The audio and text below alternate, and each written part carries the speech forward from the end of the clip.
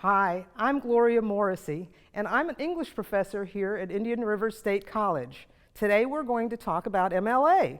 So, what is MLA? The initials stand for Modern Language Association, which is the main professional association for scholars in the field of literature and the languages. In its mission statement, the MLA states that its goal is to strengthen the study and teaching of languages and literatures. What does this mean?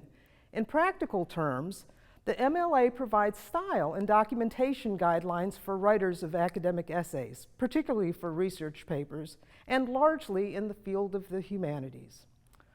Let me make this clear. MLA is not the only professional organization with a codified style and citation system. Different disciplines have their own systems. For example, APA, or the American Psychological Association's guidelines, are used in the social sciences.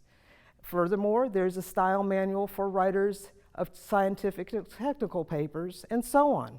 The reason that MLA is important is because it serves as a theoretical template for whatever style and citations you may be using in the future. In other words, if you learn to use MLA successfully, you will, with the proper handbook, be able to use any other system as needed, because the underlying goals and purposes of any style citation system are the same, and that's MLA.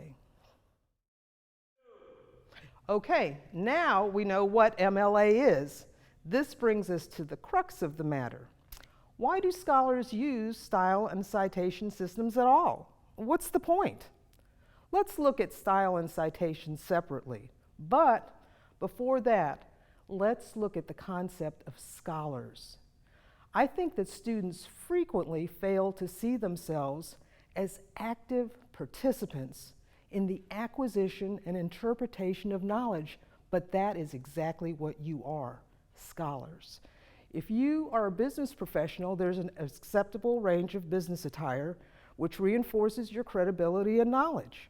As a scholar, your research paper is the expression of your knowledge and expertise, and the attention to style and formatting establishes your credibility.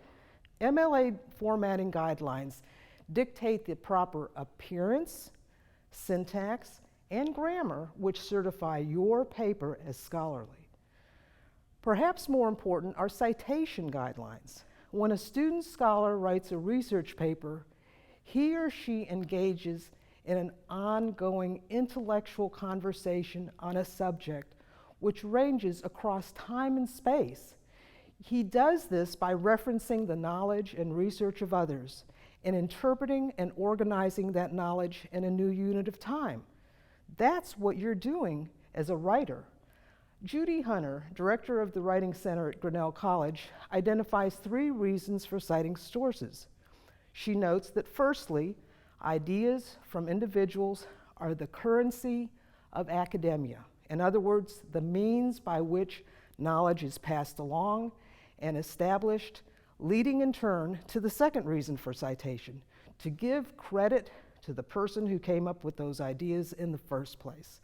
Finally, citation is necessary to maintain connection and trace the genealogy of ideas. In practical terms, this is accomplished by the in-text citations and the works cited page. The in-text citations acknowledge the generators of ideas or facts and refer the reader to the source material which is found on the works cited page. In turn, the works cited page performs the information necessary for the reader to access the original source, and it creates continuity in research. Also, proper citation practices avoid the problem of plagiarism and establish you as a reliable participant in the academic community.